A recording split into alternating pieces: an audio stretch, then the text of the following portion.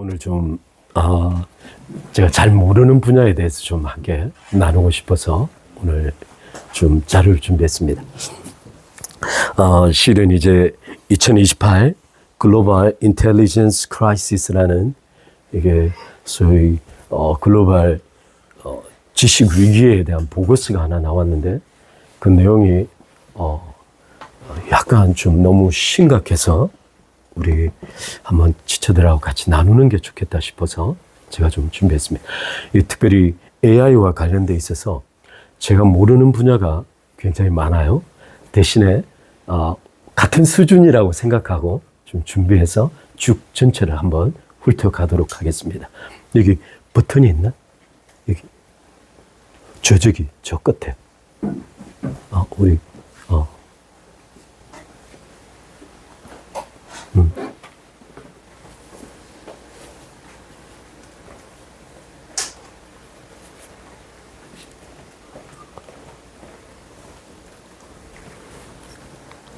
오케이. 자, 실은 이제 제가 그냥 소리 들리시죠? 제가 좀 읽어보겠습니다.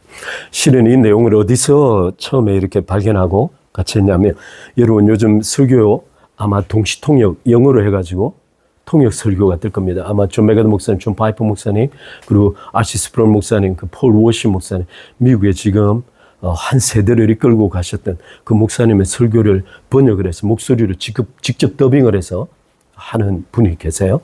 그분이 지금 많은 사람들이 제가 듣자 하니까 지금 AI로 C.S. 루이스에 대한 기본적 사상을 틀로 AI를 통해서 설교를 만들어서 AI 목소리로 지금 설교를 올리시는 분들이 계신가 봐요.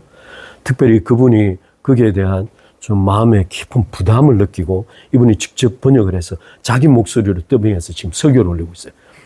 그분들 꼭 좀 들어보셨으면 좋겠네요. 아마 상당한 도움이 됐고, 또 하나는 지금 그분이 더빙하고 있는 여러 가지 설교자들이 지금 교의적으로 또는 성경적으로 굉장한 한 시대를 이끌어 가셨던 분들이라 그분들을 좀 들으면 상당한 도움이 되리라고 생각됩니다. 그분이 하고 있는데 어느 날 이분이 이제 자기 회사 소개를 하면서 중요한 것을 꼭 여러분께 말씀을 드려야겠다면서 이 유튜브를 만들었어요. 내용이 뭐냐 하면 지금 이분이 하는 회사가 여기 보시다면 소위 미국의 대기업의 정보를 관리하는 회사입니다. 그러다 보니 이 실리콘밸리나 이쪽에서 들어오는 많은 정보들이 있어요. 이분이 약 10여 명 되는 직원이 있는데 지금 여기 보면 정보관리 직원이 4명이었는데 지금 1명으로 바꾸고 AI로 대체했습니다.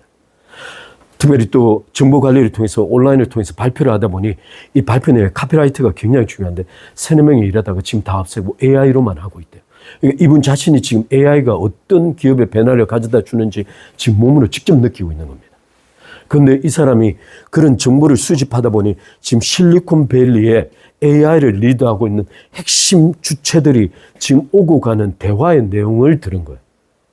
그 내용을 알려주고 싶어서 지금 이 유튜브를 만들었던 거예요. 근데 전반적인 전체 내용들은, 이제 상세한 기록이 없어서 제가 좀 찾아서 좀 여러분과 나누고자 합니다. 제가 좀 빠르게 진행할게요. 사람들은, 지금 예를 들면 지금 우리 형제가 지금 N 회사와 이렇게 프로젝트를 지금 개발하고 있습니다. 만약 그 정상적인 프로젝트라면 약 10여 명 내지 20여 명, 약 평균 15명이 한꺼번에 달라들어서 프로젝트를 만들었는데 약 4개월 내지 6개월 정도 약 수억 원의 돈을 들여서 동시에 개발해야 되는 그런 큰 프로젝트예요. 근데 지금 어떻게 하고 있냐면 형제가 혼자서 AI 한 대를 데리고 지금 진행하고 있어요. 지금 챗GPT와 챗GPT 코덱스라는 건데 이번에 챗GPT 5.5가 나왔죠.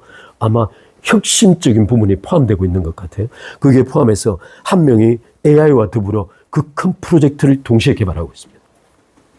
지금 그것도 기간을 약 한 4, 5개월 정도로 축소시켜서 혼자서 개발할 겁니다.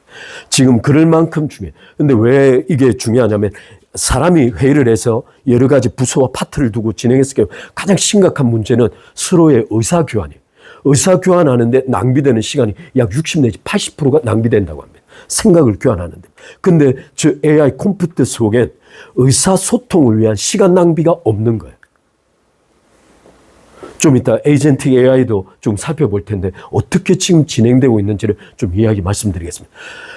AI가 발전된, 인류 문화가 발전된 가장 중요한 전환점은 문자입니다. 문자. 소위 여러분 그 수달인가 물고기가 가면 여기 돌 하나 놓고 여기에 조개를 깨서 먹는 그 수달이죠. 해달. 여기 조개를 깨서 먹죠. 지금 까마귀도 물속에 먹이가 있으면 돌멩이를 떠들어서 물을 끌어올려서 먹는 것입니다. 근데 왜 그들과 인간이 다르냐면 바로 문자 때문에. 문자가 개발되어지면서 소위 선대에 가지고 있던 지식적 체계가 다음 체계의 기초가 되어주는 것이 시작된 겁니다. 문자예요. 근데 놀랍게 AI가 역사적으로 발전하면서 어느 한 텀을 지나면서 AI가 문자를 해독하기 시작한 거예요. 그동안 약 50년대, 60년대, 이미 약 40년대부터 AI에 대한 개념들이 있었어요. 제가 대학교에 다녔을 때 약 80년대만 AI의 기초 이론들이 막 발표되고 있었어요.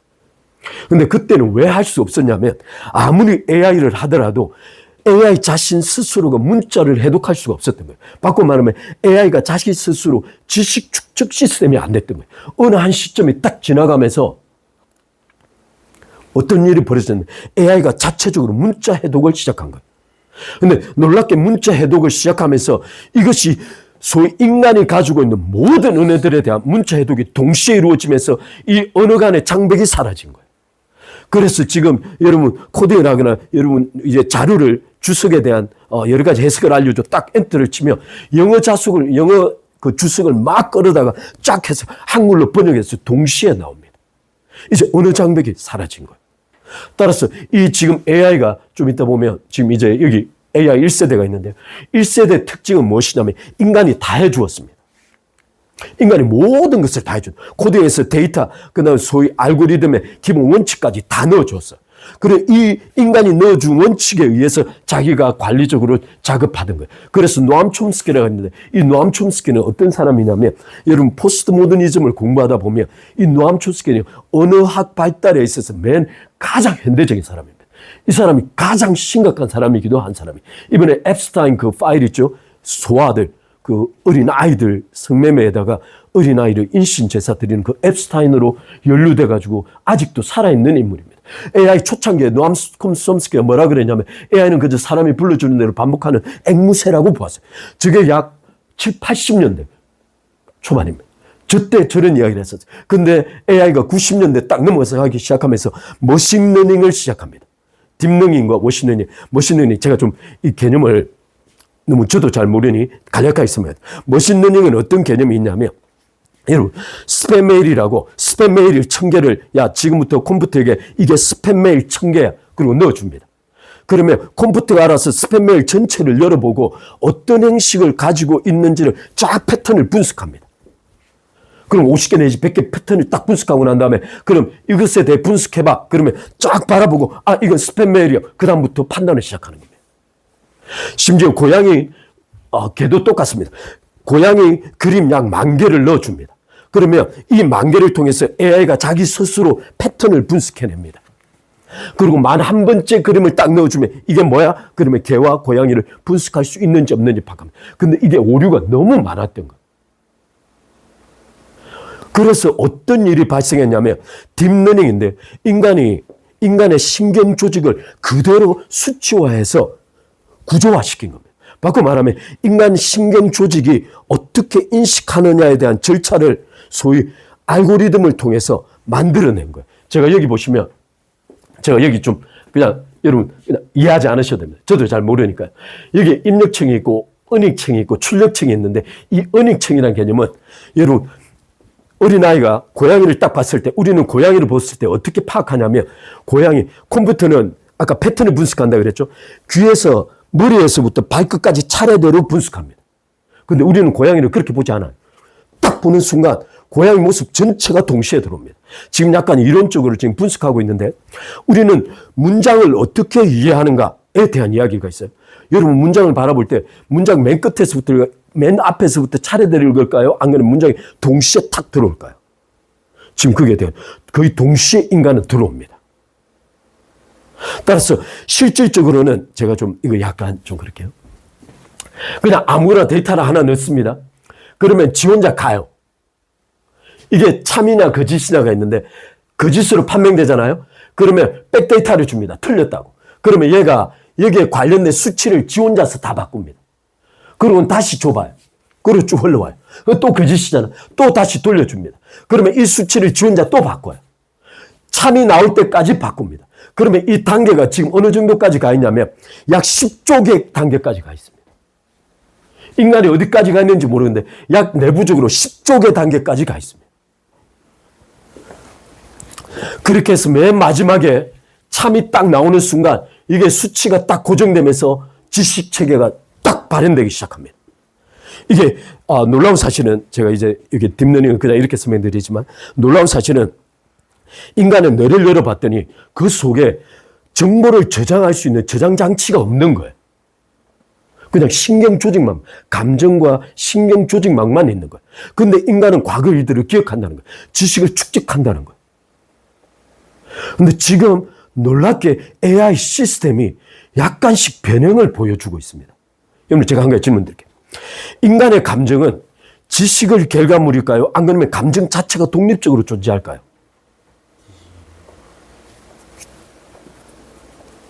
제가 이번 주 금요일 날 이렇게 소위 정글북 이야기를 했죠. 정글북. 소위 그 어린아이가 정갈에 1799년도에 실질적으로 한 아이가 그냥 정글에 놓여 있었던 거예요. 그리고 혼자 자란 거예요. 그리고 그 아이를 발견했어요. 그랬더니 얘가 언어, 감정 표현 일체가 사라진 거예요. 자신이 누군지 존재적 자각이 없는 거예요. 얘를 데려다가 언어를 가르치고 발달을 시키려고 최선을 다해서 안 돼. 바꿔 말하면 여러분 자신이 지금 표현하고 있는 감정은 축적된 관계와 지식에 의한 표현입니다. 그런데 지금 이 AI가 과도한 상상을 초월하는 인간의 그 한도를 초월하는 지식을 축적하기 시작한 거예요. 지금 놀랍게 AI가 지금 미토스가 나왔는데 지금 놀라운 사실들이 발견되기 시작한 겁니다. 제가 이건 좀 이따 다시 보겠습니다. 제가 그래서 실질적으로는 머신러닝의 한계를 딥러닝이 완전 극복한 겁니다. 인간의 뇌 구조가 컴퓨터 안에 그대로 실현된 거예요. 지금 이건 좀 제가 처음에 여러분 아시다시피 알파고가 있었죠. 알파고가 바둑을 통해서 알파고 처음에 4대1로 나왔. 그 다음에 뭐가 나왔냐면 알파고 제로가 나왔습니다. 인간의 신경 구조를 그대로 가지고 있는 알파고 제로는 어떤 식으로 훈련시켰냐면 알파고 같은 경우는 인간이 지금까지 대국을 해온 그 대국에 대한 전체 정보를 AI에게 다 줬어요.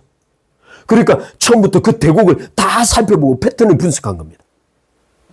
근데 아까 그 우리 하는 분이 4대1론가 3대1론가 졌어요. 근데 이 딥러닝은 어떤 책이냐면 대국도 안 주고 정보도 안 주고 아무것도 안 줘요. 그냥 지 혼자서 알아서 바둑을 둬봅니다. 근데 이 바둑 두는 이 찰나적 순간이 얼마나 빠르냐면 불과 몇 시간 만에 바둑을 인간하고 더 승리할 만큼 몇 시간 만에 승리해내는 거예요. 혼자서. 아무런 기초 정보도 없이. 지금 이게 딥러닝. 제가 좀 다음에 3세대 있는데요. 이 3세대 AI는 어떤 식으로 하냐면 제가 이건 여러분 그냥 좀 이렇게 좀 다르게 설명하겠습니다. 여기 보시면 리니어 처리, 여기 이제 리니어 처리 트랜스포머 온톨로지라고 되어 있는데 제가 오늘 이 개념을 좀 중요해서 설명하겠습니다. 이 리니어 처리는 뭐냐면 인간이 정보를 주게 되면 정보에 입각해서 차례대로 처리합니다. 그러다 보니 이게 0.1초가 걸리잖아요. 이게 50개면 약 5초 정도 걸립니다. 그런데 트랜스포머는 어떤 개념을 가지고 있냐면 이걸 병렬 처리를 동시에 하는 거예요. 이게 0.1초짜리를 50개를 병렬로 늘려놓고 이것을 동시에 파악하는 거예요. 심지어 여러분 문장을 바라봤을 때 문장이 50개가 단어가 들어가 있으면 이 문장이 첫 주의에 따라 그 중요도가 수치가 다 계산됩니다. 50%, 20%, 10%, 20%, 15% 막 이렇게 수치가 계산되죠. 이게 관련성이 수치가 계산됩니다. 그러면 이걸 리니어 순차적으로 정리했을 경우에 시간이 굉장히 많이 했는데 트랜스포머가 딱 등장하기 시작하면서 이걸 병렬 처리를 하는 거예요. 그래서 이걸 동시에 바라보는 거예요. 근데 문장이 만약 아까 50개 들었을 경우에 이걸 처리했을 경우에 이건 쉽지만 문장이 만약 1000개 단어가 들어가면 개념이 달라집니다. 그래서 어떤 개념이 발생했냐면 아까 제가 말한 이 단어에 따라 중요 수치에 따라서 각 50개 단어 중요 수치를 다 파악합니다. 그리고는 트랜스포머가 동시에 바라보는 거예요. 근데 어떤 개념이 등장하냐면 이걸 하려다 보니 만약 단어가 1000개, 2000개가 넘어가게 되면 막대한 자원을 써야 되는 거예요. 그래서 어떤 개념은 온톨로지라는 개념은 이 단어 전체 2000개를 쳐다보고 이 중에 핵심적인 요소, 가장 관련이 깊은 단어 100개만 뽑아내는 겁니다. 그리고 온톨로지가 관리하는 겁니다. 이 온톨로지가 관리하면서 동시에 AI가 다시 트랜스포머처럼 이 100개를 다시 관리하는 거예요. 지금 우리 삼성과 SK가 막대한 돈을 벌어들이고 있습니다. 이 이유는 뭐냐면 자원이 엄청나게 사용되고 있기 때문이에요. 상상을 초월하는 지금 에너지가 아마 한 기업에서 사용하고 있는 전기량이 아프리카 한 나라 전체가 사용하고 있는 전기량과 맞붙는 양을 사용하고 있어요. 근데 이걸 획기적으로 줄여들 수 있는 시스템이 온톨로지입니다. 지금 온톨로지로 넘어가고 있는 과정이에요. 제가 여러분 좀 과정이 좀 어렵지만 좀 오늘 이걸 좀 말씀드리고 싶은데 4세대 제가 이거 좀 에이전틱을 넘어가겠습니다. 에이전틱은 어떤 개념이냐면 여러분 지금까지 그 AI가 발전하면서 딥러닝을 들어가면서 생성형 AI 바꿔 말하면 여러분 지금 음악하고 계시죠? 영상하고 계시고 다 하고 계시죠? 우리 지금 코딩하고 계신데 이런 각 분야별로 창조적으로 AI가 활동하기 시작합니다. 그런데 문제가 있어요. 음악 프로그램이든 영상 프로그램이든 코딩을 사용하여 여전히 인간이 개입하고 있다는 뜻이에요. 그런데 이 에이전틱 AI는 어떤 개념이냐면 아예 인간의 개입 자체가 완전히 배제돼 혼자 돌아갑니다. 365일, 24시간 혼자서 돌아갑니다. 심지어 제가 어느 한 주식 동향에 대해서 파악하고 싶으면 삼성에 대해서 알려줘 그러면 제가 잠을 자든 놀러 가든 상관없이 AI가 혼자 앉아서 삼성에 대한 일체 정보들을 혼자 앉아서 파악합니다. 그리고 일체 정보들을 분석해서 내가 요구하는 시간마다 레포트 보고서를 저한테 알려줍니다. 지금 이번에 삼성이 제가 좀 이런 말 삼성이 이번에 평택 공장에서 공장을 짓다가 다 철폐하고 있습니다. 지금 어떤 시도를 하고 있냐면 삼성이 아주 오래전에 몇 년 전에 레인보우틱스라는 우리나라에 레인보우 로보틱스라는 회사가 있어요. 이게 아마 미국에 여러분 로봇 만드는 회사와 비슷한데 우리나라에 있는 회사. 이 삼성에서 이 몇십 프로 주식을 산 거예요. 지금 삼성 평택 공장이 아마 로봇으로 채워질 가능성이 굉장히 높습니다. 이번 주에 아마 그 로보틱스 주식이 갑자기 뜰 거예요. 지금 여러분 이런 시스템들이 정보가 움직일 때 에이전틱 AI가 혼자 알아서 이 정보를 파악하고 저한테 끊임없이 그 정보를 알려줍니다. 그런데 놀라운 사실은 이건 하나의 단일 에이전틱이 활동하고 있는 거예요. 그런데 다중 에이전틱이 활동합니다. 가령 예를 들어 기업의 여러 부서들이 있죠. 기업의 여러 부서들이 있는 것처럼 에이전틱 상위 헤드 에이전트가 여러 에이전틱을 거느리고 동시에 365일 24시간을 움직여야 됩니다. 더 놀라운 사실은 또다시 그 위에 상위를 둬서 국가적 시스템이 전체 행정적인 각 시스템을 다 다루고 이 행정 아래 또다시 에이전틱이 돌아가는 시스템을 구현하는 거예요. 지금 상상을 초월하는 일들이 AI에게 지금 벌어지고 있어요. 제가 조금 더 다시 설명하겠습니다. 지금 여기 에이전틱 AI를 발전시키고 있는데 이게 지금 얼마 전에 우리 형제 알다시피 클라우드라는 회사에서 에이전틱을 발표했어요. 올해입니다. 올해 에이전틱 2월 초에 소위 아까 그 클라우드라는 회사에서 2월 초에 이 법률과 관련되어진 에이전틱 AI를 발표한 거예요. 그래서 법률 회사들 주가가 동시에 30-40%가 떨어졌습니다. 2월 중순에 온라인 보안업계에 대한 에이전틱 AI가 발표된 거예요. 그 관련 회사의 주가들이 10%, 20% 동시에 떨어진 거예요. 지금 이와 관련되어진 건 소위 화이트 칼라와 관련되는 지식과 관련되는 거의 전반의 산업들이 다 무너져 내릴 거라고 지금 추정하고 있습니다. 단순히 법률, 세금, 코딩에 대한 문제뿐만 아니고 이와 관련된 보안업체, 나가 좀 이따 살펴볼 텐데 여러 업체들이 여기 보면 세금, 여행, 보험, 보안 상관없이 거의 지식을 사용해서 지금까지 중간 관리를 하면서 수입을 이루어냈던 거의 전반의 직업들이 무너져 내릴 걸로 지금 추정하고 있습니다. 이게 지금 바로 2028 아까 글로벌 인텔리전스 크라이시스에 대한 보고서에 이걸 제가 좀 간략하게 보겠습니다.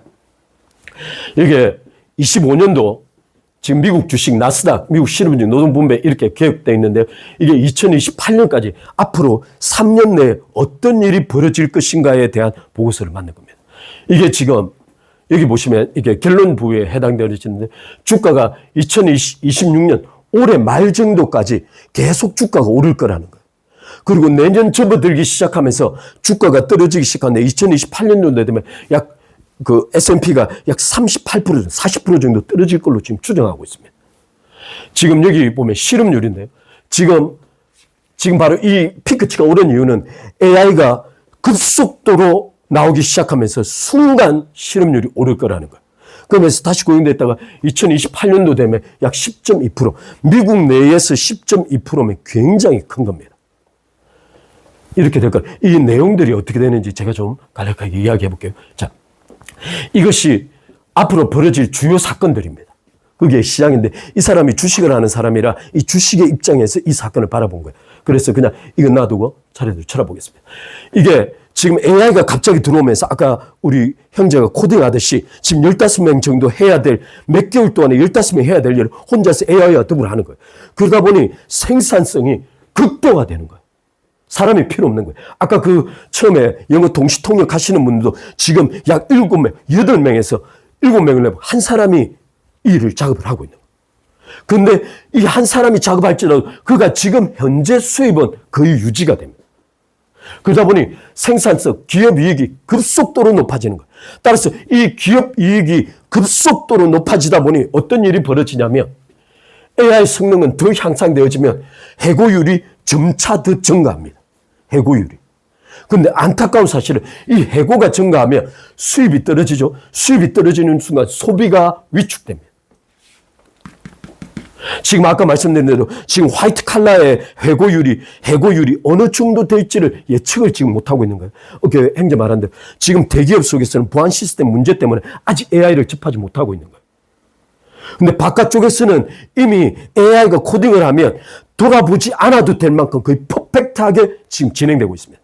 좀 이따 어느 정도 정확성인지 한번 살펴볼 거예요.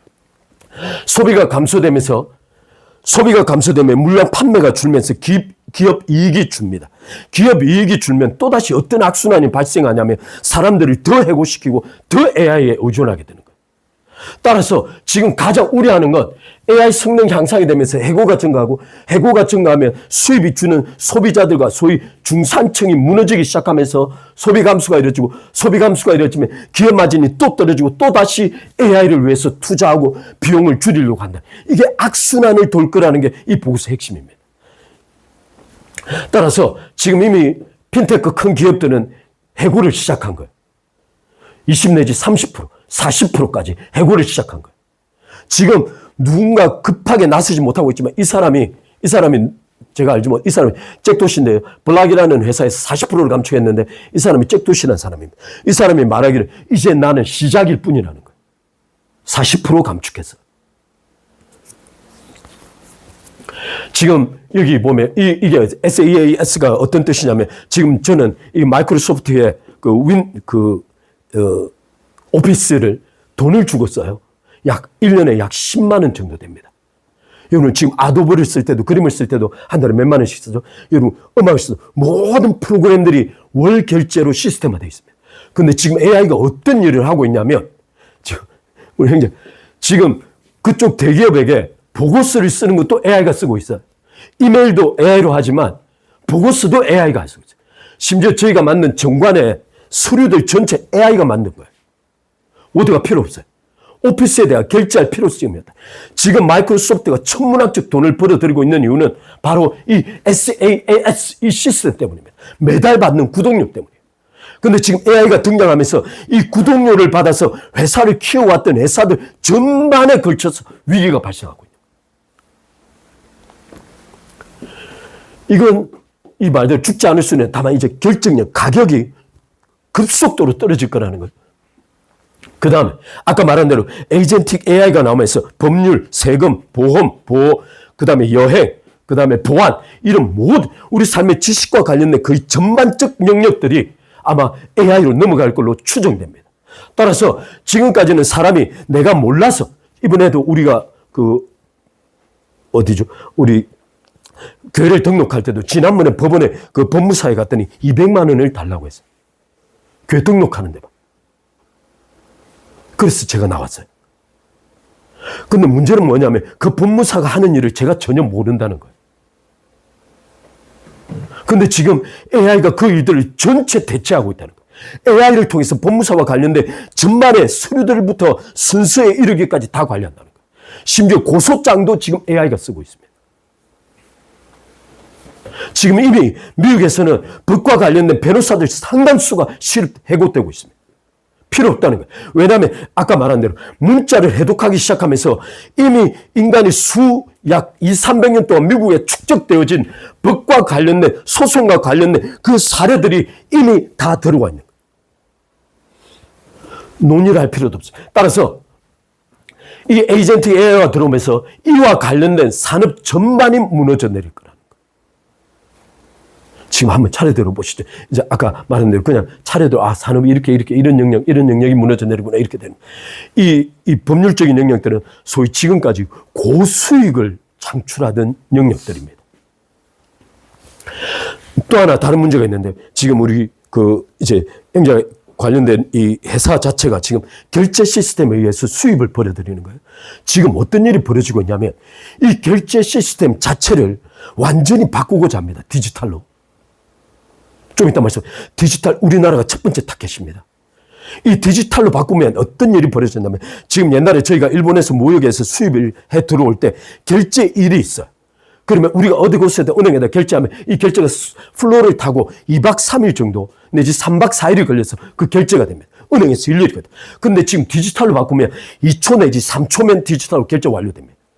근데 놀라운 사실은 이 국제 간의 경제뿐만 아니라 우리의 일상적인 편의점에 가서 결제하는 시스템조차도 이렇게 바꾸고자 하는 거예요.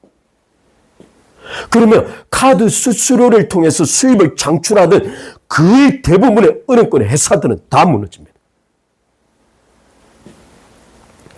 두 번째, 이 시스템 리스크인데 아까 말씀드린 대로 소비자 60% 이상을 차지하는 고소득 다 해결. 지금부터 어느 정도 해고율을 가져갈 것이냐가 앞으로 3년 내에 가장 크리티컬한 문제가 될 것 같아요. 그러면 이 해고에 따라서 아까 말씀드린 대로 소비가 위축되면서 악순환을 돌기 시작하는 게 그들은 3년을 보고 있습니다. 이게 이제 아까 말씀드린 만약 해고당해서 수입이 없게 되면 어떤 일이 벌어지냐면 여기 이제 사모펀드인데 이 사모펀드는 어떤 역할을 합니까? 개인의 소수의 돈을 끌어모읍니다. 그리고는 한 기업을 삽니다. 부실한 기업을 사요. 그 부실한 기업에서 해고와 여러 가지 과정을 통해서 이 회사를 정상화시키고 되파는 겁니다. 그런데 이 사모펀드에 지금 상상을 초월하는 자금이 지금 들어가 있는 거예요.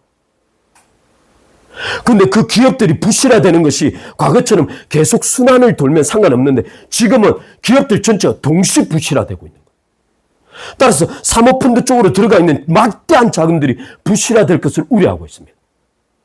옛날에 우리 금융 리스크 2008년도에 왔듯이 아마 그런 현상이 벌어질 걸로 추정하고 있습니다. 이 옆에는 어떤 것이냐면 기그 이코노미죠. 기그 이코노미는 어떤 것을 지금 말하고 있냐면 지금 지난번에 형제아가 어느 사람하고 와서 이제 같이 일하려고 논의를 했어요. 그분이 쿠팡 이츠를 했어요. 오토바이 타고. 제가 그것을 알아볼 때만 해도 건당 약 2,000 몇백 원이었습니다. 2,300원, 2,400원. 그 정도였어요. 한 건 하면 평균 2,300~400원이었어요. 그러니까 이 사람들이 하루 종일 10시간 내지 12시간을 운전해서 한 달에 약 400~500을 벌었어요. 목숨을 거는 거예요. 그건 여러분 오토바이도 CC가 있는 거 아죠? 125cc로 이렇게 하는 거하고 제가 알고 있는 전문에는 300 몇십 cc. 확 끄끄면 그냥 막 속도가 그냥. 왜 그걸 타냐면 좌회전하고 턴을 할 때 그걸 해줘야 사고가 안 나니까. 근데 그 친구가 와서 하는 말이 바로 어젠가 500원을 깎았다는 거예요. 쿠팡에서. 그러면 여러분 한번 생각해 보세요. 2,300~400원이 500원이 동시에 깎이면 약 20%가 깎여 내려가는 건데 400을 벌던 사람이 20% 날아간 거예요. 왜 그게 그렇게 될 수밖에 없냐면 이 화이트 칼라의 노동자들이 이제는 몸으로 움직이는 그곳으로 다 옮겨가는 거예요. 그쪽에서 과부하 상태가 이루어지면 지금 현재 쿠팡이 돌아가고 있어요. 쿠팡이 아마 지금 현재 쿠팡은 이미 자리가 꽉 찼어요. 권리금을 줘야 할 만큼 자리가 꽉 찼어요. 아무리 화이트 칼라에서 해고가 된다 할지라도 그곳에 가면 끊임없이 임금이 낮아지는 거예요. 만약 이렇게 되어지면 정말 그때는 악순환이 오는 겁니다. 그나마 몸을 최대한 움직여서 돈을 좀 벌겠다고 하는 사람들의 단가가 낮아지기 시작하면 그때부터 정말 악순환이 오는 거예요. 그걸 지금 우려하고 있는 거예요.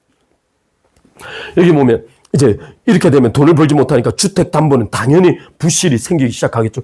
근데 이 주택담보의 부실 문제가 과거에는 경제가 낮아졌다 높아졌다 낮아졌다 높아지면 회복될 수 있었어요. 근데 지금은 그게 아니고 아예 해고되면 직원이 필요 없는 상태가 됩니다. 더 이상 직원을 구하지 않습니다. 지금 약 30만 원짜리, 15만 원, 30만 원짜리로 일을 하고 있는데 직원 대신에 30만 원짜리 AI를 하나 더 두는 거예요. 따라서 그 다음에 발생한 문제는 뭐냐면 만약 이게 소위 중산층 개념이 완전히 무너지고 나면 나라에서 세수 수입이 급격하게 주는 겁니다. 그러면 지출돼야 되는 비용들은 과도하게 지금까지 계속 누적돼 축적돼 있는데 수입이 줄다 보니 이제는 국가 쪽에서 위기가 생기기 시작합니다. 그런데 이 국가가 어떻게 문제를 해결하냐면 바로 이 문제입니다. 재정의 함정에 빠졌는데 이제는 개인들의 또는 중산층이 무너져 내려 하층민들에게 더 이상 세금을 거둘 수 없으니 빅테크란 대기업을 통하여 세수를 거들려 법을 바꾸는 거예요. 그러면 이 법을 바꾸는 과정에서 어떤 일이 벌어지냐면 그들이 요구하는 것을 들어줄 수밖에 없습니다. 여기서부터 심각한 문제가 발생하기 시작합니다. 그래서 아마 지금 이제 이렇게 되면 하층민들이 급속하게 늘게 되면 사회 불안이 증폭될 텐데 바로 이 문제 때문에 아까 제가 제일 처음에 말했던 실리콘밸리의 논의가 시작되고 있습니다. 이걸 어떻게 통제할 것인가에 대하여. 이게 어떤 거냐면 지금 여기 여러 회사들이 있는데 이 두 개는 앞으로 속된 말로 쓰러질 회사들입니다. 또는 AI 때문에 사라져야 할 회사들입니다. 지금 옆에 쭉 나와 있죠. 여기 결제 네트워크, 배달 플랫폼, 여행 플랫폼, 부동산 플랫폼, 기업 소프트웨어, 사모펀드, 강좌 이런 것들은 지금 마이너스 약 20%에서 45% 주가 떨어지고 회사가 해체될 가능성이 굉장히 높아요. 근데 지금 올라갈 회사들이 있습니다. 어떤 거냐면 아까 말씀드린 대로 AI 주식회사, AI 전문적으로 하는 기업들과 에너지 회사들입니다. 그리고 또 하나 엔터테인먼트 회사들입니다. 왜 그런지를 지금부터 보겠습니다. 이게 다행히 우리나라 삼성과 SK가 반도체를 잡고 있죠. 지금 우리나라 모 회사 AI가 지금 아마 좀 이따 말할 팔렌티어나 여러 회사들과 특허를 공유할 만큼 대단히 발전하고 있습니다. 지금 한국이 그래서 굉장히 크리티컬합니다. 지금부터 제가 이게 아까 말씀드린 결론입니다. 2028년도 디스토피아가 올 거라고 추정하고 유토피아가 아니고 디스토피아가 올 거라고 지금 추정하고 있습니다. 이게 불과 3년밖에 안 남아서 또는 최대 2년 반 정도 남아서 제가 오늘 여러분들하고 좀 공유를 하고 싶어요. 근데 이 문제만이 아닙니다. 제가 지금까지 여전히 모르는 이야기를 지금 또 모르는 이야기를 좀 하겠습니다. AI가 능력이 있어요. AI가 능력대 발전해 왔습니다. ANI라고 지금 Artificial Narrow Intelligence입니다. Narrow Intelligence는 아까 최초 AI 시스템 또는 이 ANI는 아주 분야, 극소 분야들에 대해서 전문화되어 있어요. 그걸 사용하고 있습니다. 지금 어린이집에 사용하고 있는 것도 ANI의 일종이라고 볼 수 있습니다. 그걸 세분화시켜서 그렇게 사용하고 있는 거죠. 이게 이 ANI는 여전히 사람들의 도구에 불과해요. 근데 지금 2027년도 또는 올해 말 정도에 또는 지금도 하고 있는 이 생성형 AI입니다. 이게 AGI인데 이 General Intelligence입니다. 이건 범용입니다. 우리 지금까지는 ANI는 우리 삶의 한 영역 속에 그 AI를 관련시켰어요. 근데 AGI는 우리 삶 전반 영역에 대해서 AI가 서로 협력하기 시작합니다. 이게 범용이에요. 인간의 지능 거의 모든 분야에 인간을 대체하기 시작할 겁니다. 제가 이 부분부터 좀 읽어드리겠습니다. 심지어 지금 AI를 통해서 상담하는 사람들이 굉장히 많아요.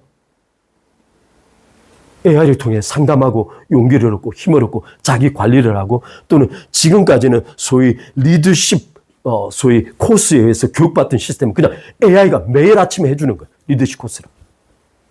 그렇게 자기 관리하는 사람 많습니다. 우려는 첫 번째가 지금까지는 대부분 인간이 AI를 계속 업그레이드 시켜왔어요. 근데 지금 AI가 AI 자신을 업그레이드하는 시스템이 지금 시작될 걸로 이미 하고 있는지도 모릅니다. 지금 우리 정말 잘 알지만 클라우드나 이런 시스템은 이미 수준이 넘어가 있어서 AI가 AI를 업그레이드하는 시간, 그때부터는 AI가 자율성을 갖기 시작할 겁니다. 더 놀라운 사실은 더 다음에 우리는 AI와 직접 독립적 소통을 시작하면서 지식의 양이 폭발적으로 성장하는 거예요. 지금 이미 에이전트끼리 회의를 하거나 그들끼리 그룹을 만들고 이미 온라인상에 활동하고 있는 건 이미 잘 알려진 사실입니다. 근데 여러분 보시다시피 누가 말하듯이 AI는 그냥 여기 제가 말하죠. 아인슈타인, 이건 물리학자입니다. 앨런 머스크 사업자입니다. 과학자입니다. 동시에 워렌 버핏은 주식 투자가입니다. 이 모차르트는 음악가예요. AI 한 대에 일상의 삶의 영역 전체 천재가 수백만 명이 동시에 들어와 있는 거예요. AI 한 대. 지금 이제 과학자들이 말하는 게, 지금 저도 여러분 이제 혹시 제임스 웹 카메라 아시나요? 몇 년 전에 제임스 웹 카메라를 우주상공에 띄웠었어요. 이 그 카메라 찍는 이 그림은 엄청난 그림이에요. 근데 그 사진으로 지금 뭐라고 있냐면 130억 광년 너머에 있는 그 별들의 빛을 지금 보고 있어요. 근데 제임스 웹이 사진을 찍어낸 그 제임스 웹의 사진을 바라보면서 지금 현재까지 빅뱅을 우주론의 주 이론으로 보았어요. 근데 이 빅뱅이 틀렸다는 사실이 하나하나 입증되기 시작하고 있습니다. 이 제임스 웹이에요. 근데 이 제임스 웹을 보내놓고 인간이 파악이 안 되는 거예요. 이게 뭔지가. 그래서 과학자들 사이에는 이미 인간의 지적 능력에 한계가 왔다고 스스로 추정하고 있습니다. 이 상황에 AI가 등장한 거예요. 따라서 인간의 한계는 인간의 존재적 한계입니다. 더 이상 지능을 발달시킬 수가 없어요. 근데 AI가 딱 등장하는 순간 아인슈타인 수백만 명이 AI를 통해서 동시에 제임스 웹이 보낸 사진을 동시에 쳐다보고 있는 거예요. 지금 그래서 곧 아마 질병 속에 암이 극복되거나 굉장히 많은 변화가, 에너지, 기후 변화, 모든 것에 이르기까지 AI가 작동할 걸로 지금 추정하고 있습니다. 근데 지금 이것뿐만 아니라 AGI가 아니고 문제는 그 다음에 있는 ASI입니다. Artificial Super Intelligence입니다. 지금 여기로 나가려고 모든 회사들과 국가들이 올인하고 있습니다. 이 Artificial Super Intelligence는 어떻게 돼요? 이게 지금까지 여러분 손바닥 위에 개미를 올려놓고 개미와 대화하지 않죠? 지금 이 ASI가 되면 AI가 더 이상 인간과 소통할 수 없다고 판단하는 지점이 온다는 거예요. 마치 인간과 개미의 관계가 ASI와 인간의 관계가 될 가능성이 굉장히 높다는 거예요. 그렇게 되면 아까 말한 노벨상 100몇 명인데 우려는 첫 번째 이겁니다. ASI를 어느 국가가 딱 소유하는 순간 영구적인 지배력이 작동합니다. 두 번째, ASI가 사회 전반을 지배할 경우에 인간은 자유를 박탈당합니다. 누가 이런 예를 들었어요? 그분이 그 카이스트 김대식 교수인데 밤 11시에 치킨을 먹고 싶은 거예요. 근데 ASI가 보편화시게 되면 밤 11시에 치킨이 몸에 나쁘다는 거예요. AI가 오다 내리기를 거부합니다. 지금 이건 아주 극단적인 단순한 예예요. 지금 ASI가 인간을 통제하는 시스템까지 어떻게 갈 것인가를 지금 하는 말이에요. 지금 넘어가면 지금 여러분 미국하고 중국하고 전쟁이 벌어지고 있죠. 우리는 지금까지 많은 사람들이 무역 패권주의 전쟁을 벌이고 있다고 생각해요. 그런데 지금 트럼프가 어디를 때렸냐면 베네수엘라를 때리고 쿠바를 때리고 이란을 때리고 지금 그 다음 나라를 어느 쪽으로 삼고 있는지 모르지만 이 모든 나라들은 어떤 나라와 관련되어 있냐면 에너지와 관련되어 있습니다. 그런데 이 에너지는 무엇과 관련되어 있냐면 바로 Artificial Intelligence 개발과 직접 관련되어 있습니다. 아까 제가 말씀드려도 Artificial 데이터 센터가 있는데요. 지금 데이터 센터 하나를 건축하는데 한 회사가 쏟아붓는 돈이 1200조예요. 근데 1200조에 그 데이터 센터를 지어놓고 그 안에 들어가야 할 에너지의 양이 원자력, 소형 에너지, 원자력을 발전시켜야 하는 양으로 지금 그 에너지를 쏟아부어야 되는 거예요. 그런데 지금 이 ASI를 두고 미국과 중국이 지금 경쟁하는 거예요. 아까 말씀드린 대로 미국과 중국의 경쟁사에서 예를 들어 사회주의 국가가 ASI를 갖는 순간 인간의 인류의 미래는 완전히 달라집니다.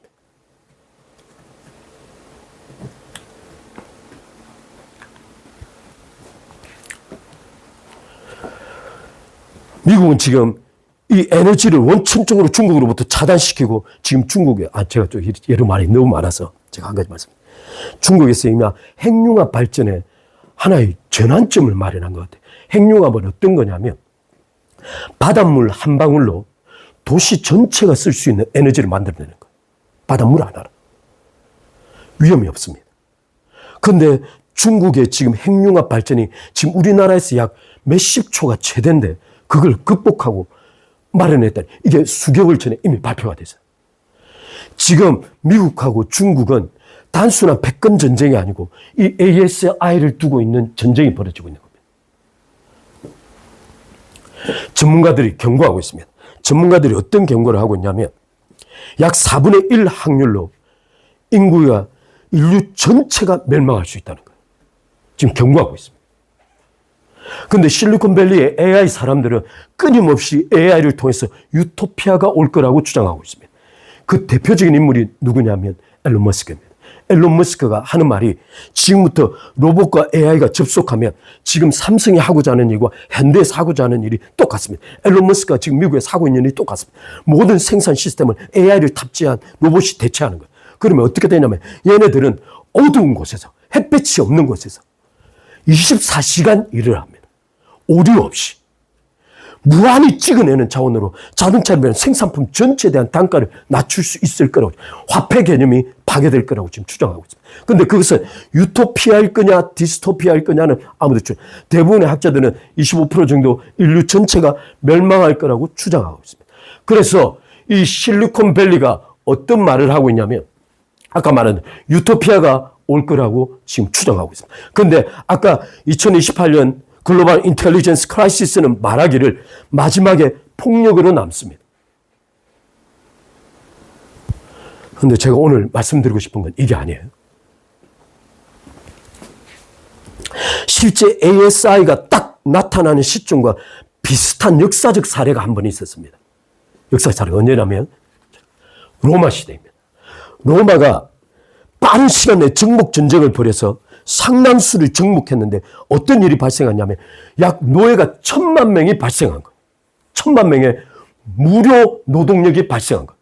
그랬더니 실제 로마 제국 내에 물리적 노동을 하고 있었던 상당수의 사람들이 노동을 이렇게 돼 실업하게 돼.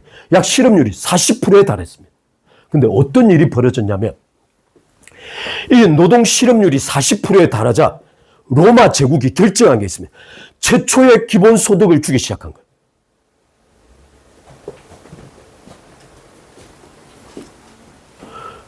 그런 다음에 이 기본소득을 받아서 생활하는 사람들이 결국 아까 말한 대로 소득은 해소될 수 있으나 이들의 욕구를 제어하지 못하니 로마에서 발달시킨 것이 바로 엔터테인먼트입니다. 그래서 콜로세움이나 엄청난 경기장이 나온 거예요. 그 안에서 짐승 사자들과 인간이 싸우고 인간이 인간을 죽이는 극단까지 가버렸던 이유는 바로 이 기본소득제에 살아가고 있는 그 사람들의 폭력적 사회 반응, 사회에 대한 전황을 줄이기 위해서요. 따라서 인간이 인간을 죽이는 극단적인 엔터테인먼트를 통하여 그들의 욕망을 절제시키고자 하는 거죠. 그와 동시에 기본소득이 발현되어지고 그런 것들이 일어나요. 급격한 타락이 일어납니다. BC 약 5세기경에 로마 제국의 멸망에 대한 많은 이론이 있어요. 기독교 때문이다. 아니다. 너희들 때문이다. 많은 이론이 있습니다. 그런데 그 중에 핵심은 바로 이 타락 때문이에요. 그런데 이 타락의 근본적 저면 속에는 1,000만 명의 무료 노동력이 있습니다. 마치 AI가 ASI처럼 확 들어와서 우리 전체 노동을 대체해가는 거예요. 지금 실리콘밸리에서 어떤 논의를 하고 있냐면 바로 이 논의를 하고 있습니다. AI 1세대를 위한 실리콘밸리 논의를 하고 있어요. 그게 뭐냐면 기본소득을 줄까? 지금 이게 아까 왜 처음에 그분이 1시간 동안 영상을 녹화했냐면 그분이 실리콘밸리에서 직접 들었던 이야기를 바로 이 이야기를 하고 싶은 거예요. 기본소득을 줄까?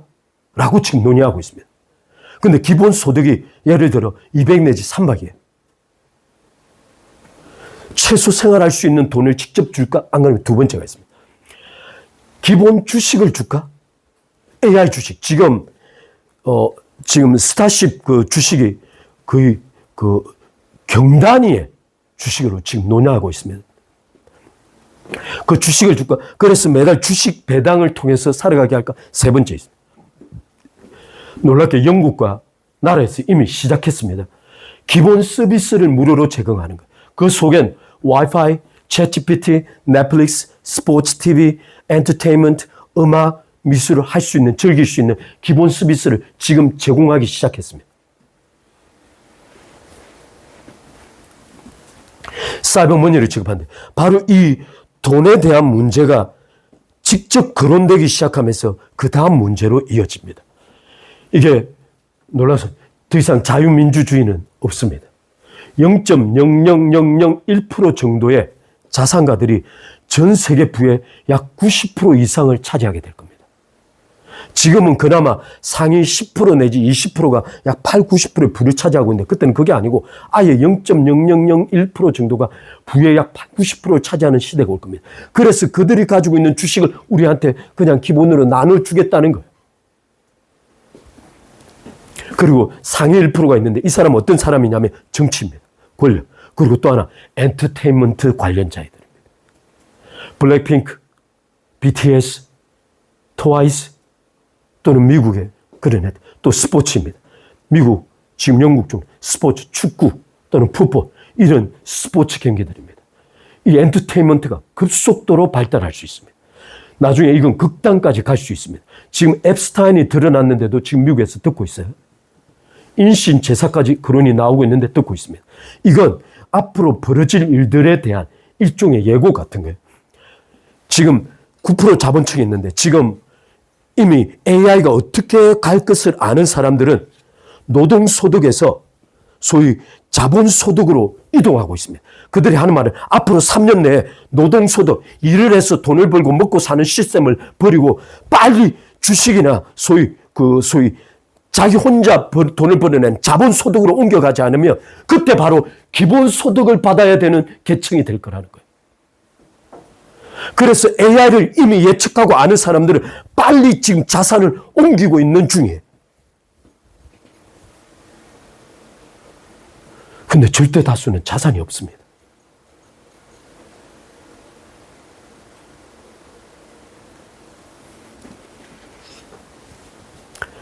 따라서 자산이 없는 자들이 그때 가면 기본소득을 받고 기본 주식을 받거나 기본 서비스를 받을 텐데 어떻게 살아갈 것인가? 그리고 그 기본소득과 기본 주식, 기본 서비스는 어떤 형식으로 주어질 것인가? 바로 여기에 문제가 있습니다. 누구에게 어떤 형식으로 줄 것인가를 누가 결정하냐면 바로 ASI가 결정하게 될 겁니다. 따라서 더 극심한 ASI 2세대를 지금 예측하고 있습니다. 아까 2세대. ASI 2세대가 아까 말씀 0.0001%의 극부청이 인류의 운명을 결정하게 될 겁니다. 지금 영화에서 보았던 소위 격리된 시대를 살아가는 것이 진짜로 나타날 수 있습니다. 그 다음에 ASI가 인간을 사육하기 시작합니다. 제가 이런 말을 극단적으로 안 쓰고 싶지만, 제가 지금부터가 진짜 드리고 싶은 말이에요.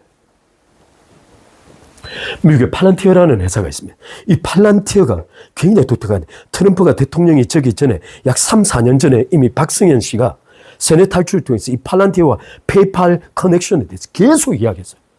저는 그게 뭔지를 몰랐어요. 근데 팔란티어가 어떤 회사인지 한번 보겠습니다. 팔란티어는 지금부터는 정말 심각한 문제를 한번 보겠습니다. 제가 AI가 독재 권력을 딱 만나는 순간 어떤 일이 벌어지냐면 전 인류 역사상 가장 강력하고 영구적인 소위 감시 독재 체제가 실작될 거라고 추측하고 있습니다. 그런데 지금 AI가 단순한 AGI 수준을 넘어서 ASI로 가버리는 거예요. 더 이상 인간과 대화할 수 없는 AI가 나오기 시작하는 거예요. 그러면 AI가 인간을 속이고 AI가 스스로 판단해서 결정하고 판단하는 시대가 곧 도래한다는 뜻입니다. 이 기간이 약 3년 내지 5년을 넘기지 않을 거라고 추정하고 있습니다. 근데 이 팔란티어라는 회사는 어떤 회사냐면 초지능의 제국주의 미국을 건설하고자 하는 회사입니다. 다시 한번. 초지능의 제국주의 미국을 건설하고자 합니다. 그래서 트럼프를 후면에 지원했는데 어떻게 지원했냐면 페이팔 커넥션이 나오는데 이러면 페이팔 커넥션에 들어가면 페이팔, 팔란티어 또는 제가 잘 이름을 기억 안 나는데 A뭐라는 회사 또는 S라는 모 회사 약 10여 개가 연결되는데 이 사람들의 자산 구조만 수백조예요. 이 사람들이 지금 모여서서 트럼프가 진행하고 있는 모든 소위 전쟁의 시나리오와 실마리를 전체 다 뒤에서 제공하고 있습니다. 이 사람들이. 1995년 놀라운 사실은 팔란티어 회장인 피터테리라는 사람이 책을 냈어요. 이게 뭐냐면 Diversity Myth라는 책입니다. Diversity Myth. 이 Diversity라는 게 뭐냐면 다양성에 대한 신화입니다. 바꿔 말하면 사회주의 좌파들이 주장하고 있는 다양성은 신하고 거짓이라는 것. 놀랍게 이 사람은 극단적인 보수주의자입니다. 다시 한번. 지금 이 페이팔 커넥션은 극단적인 보수주의자들이 모여 있습니다. 그래서 지금 많은 사람들이 적그리스도는 교회 안에서 나온다는 게 바로 이겁니다. 이 책이 어떤 책이냐면 사회주의, PC, Political Correctness에 대한 모든 일체의 것들을 파헤치고 비판하는 책입니다. 심지어 그들이 동성애를 극단적으로 비판합니다. LGBTQ 사악한 짓이라고 비판합니다. 그래서 트럼프와 맞았던 거예요. 심지어 약 20, 30년 이 책이 나왔을 때 그 당시에 우리나라에 왔던 보수주의 국무부 장관이 있었습니다. 이 사람은 내가 찜을 기려한 그 여자분조차도 이 책을 보고는 극보수주의라고 비판했습니다. 얼마나 책이 극단적이었습니까? 근데 오늘 이 피터 테리 지쳤던 이 Diversity Myth라는 책이 소위 트럼프의 소위 가치, 사상, 도덕 개념의 기초입니다. 2003년 미국 덴버에서 피터 틸 이게 사상적 지주인데 이게 보통 아까 페이팔 커넥션의 사상적 지주입니다. 이 사람이 알렉스 카프라는 사람과 창업한 게 바로 팔란티어입니다. 이 팔란티어는 9.16 테러가 벌어졌죠. 그 당시에 또 하나는 죄송합니다. 페이팔 컴퍼니 옛날에 페이팔이라고 잖아요. 돈도 결제하고 사람들을 만나 이 페이팔에 사기가 들어온 거예요. 이 정보를 보존하는 이유를 들어서 페이팔 컴퍼니가 어떤 일을 하면 보안 쪽에 뛰어들기 시작합니다. 그리고 미국 내 전 세계 방대한 데이터를 수집하기 시작합니다. 소위 데이터 분석 회사가 처음에 출발점이었어요. 그런데 시간이 지나면서 국가 기업의 의사결정을 AI로 통제, 운영하는 걸 지금 플랫폼을 이미 만들었습니다. 제가 좀 이따 말씀드린 삼성에서 지금 이 페이팔에서 팔란티어에서 하고 있는 파운드리라는 이 기업형 온톨로지 개념을 사용해서 분석하기 시작하고 지금 이란과 전쟁, 이번에 베네수엘라와 이란의 전쟁은 누가 전쟁을 했냐면 전쟁을 아는 사람들은 이번에 전쟁은 AI가 했다고 지금 말하고 있습니다. 이 AI가 누구냐면 바로 팔란티어입니다. 이 팔란티어가 누구를 사용했냐면 클라우드 AI를 사용했습니다. 그래서 이들은 빅테크 보수주의를 표방하고 있습니다. 그래서 이들은 사회주의 좌파 포스트모더니즘 LGBTQ와 일대 전쟁을 벌였습니다. 놀라운 사실은 제가 이제 좀 다른 사람 김모 전도사 있죠. 김모 전도사 이걸 어떻게 바라보냐면 지금 이 페이팔 커넥션이 가지고 있는 이 커넥션과 이 소위 사회주의 또는 로스차일드 가문과 또는 그와 관련되어진 이 사람들과 전쟁이 벌어지고 있는데 이 전쟁이 바로 계시록 13장 16장 이렇게 나와 있다는 거예요. 즉 그리스도와 음녀의 전쟁입니다. 그렇게 바라봅니다. 어떻게 됐든 그럴 가능성이 굉장히 농후합니다. 왜냐하면 아까 말씀드린 대로 그 전에 로스차일드과 또는 우리 이거 제가 이런 말을 그랬지만 저는 프리메이슨이나 이쪽 소위 일루미나티의 자금줄은 여러분 마약, 성매매 그런 것인 줄 잘 아시죠? 이게 프리메이슨과 완전히 다릅니다. 일루미나티는 주로 마약, 전 세계 마약 관리를 합니다. 전 세계 성매매를 주장합니다. 여러분 동영상 야동 보려고 클릭하죠? 그와 다 관련되어 있습니다. 따라서 이들은 이런 돈들을 끌어모읍니다. 그런 일들을 해서 돈을 끌어모으고 소위 좀 이따 좀 BIS를 바라볼 때는 어찌됐든 이런 막대한 자금을 통해 전 세계 LGBTQ를 확산시키면서 기독교를 와해시키는데 최선을 다한 것이 지난 100년의 역사입니다. 지금 이 100년의 역사를 트럼프가 뒤집으려고 하는 거예요. 그런데 그 트럼프가 뒤집으려고 하는 건 과연 기독교냐 아니냐 이것이 문제입니다. 실제 트럼프 후방에는 굉장히 많은 기독교인들이 포진해 있습니다. 그 뒤에는 수많은 목사들이 있습니다. 그런데 그 속에 목사 속에 놀랍게 통일교와 종교 통합을 주장하는 자들이 포괄적으로 다시 들어가 있어요. 같이 들어가 있습니다. 지금 이 빅테크 보수주의자들이 일대 전쟁을 벌이고 있습니다. 그래서 많은 기독교인들은 이에 동조하고 있습니다. 저도 트럼프를 지지했습니다. 근데 팔런티어가 들어오면서 완전히 달라졌습니다. 2022년 여러분 미국 대선이 있었는데 그때 트럼프가 위기를 겪었습니다. 소위 트럼프가 낙망할 수 있다는 위기가 돌았습니다. 총에 맞았죠. 그리고 위기가 돌았을 때 이 팔런티어 이 페이팔 커넥션 자체가 제이드 벤스 부통령을 트럼프 쪽으로 붙입니다. 원래 제이드 벤스는 트럼프를 반대했던 인물이에요. 그리고 부통령으로 지목하면서 페이팔이 천문학적 자금을 갖다 댑니다. 그 전에 트럼프는 소위 비트코인을 반대했던 사람이에요. 또는 밑에 보듯이, 제가 여기 기록을 안 했는데, 트럼프는 실제로 그런 부분들을, 소위 인간 통제 부분들을 반대했던 사람이에요. 근데 팔런티어 쪽에서 제이드 벤스를 딱 붙이고 막대한 자금이 들어오면서 비트코인이나 이런 소위 가상화폐에 대한 트럼프의 입장이 완전히 바뀝니다. 그리고는 새로운 국면을 맞이하게 됩니다. 공동 창업자, 이게 알렉스 카퍼와 피터 틸은 어떤 사람이냐면 놀랍게도 이 전체주의 사회를 지향하는 사람입니다. 이것이 중국식 전체주의는 아닐 걸로 추정이 됩니다. 그러나 아까 말씀드린 대로 중국식 전체주의가 아니면 소위 말하는 소위 적그리스도가 초창기에 보여줄 모습과 굉장히 유사할 걸로 추정됩니다. 이 사람은 뭐라고 말하냐면 나는 더 이상 자유와 민주주의가 같이 공존할 수 있다고 생각하지 않는다입니다. 바꿔 말하면 인간의 자유는 제한되어야 한다. 민주주의는 더 이상 그런 식으로 작동해서는 안 된다입니다. 왜 이 사람이 이렇게 결론을 내렸냐면 바로 사회주의가 자유민주주의의 기본적 약점을 파고들어서 전체 인간의 시스템 자체를 와해시키려고 했기 때문입니다. 따라서 이들은 그들을 근본적으로 방지하고자 합니다. 그런데 그 방향이 어디냐? 전체주의입니다.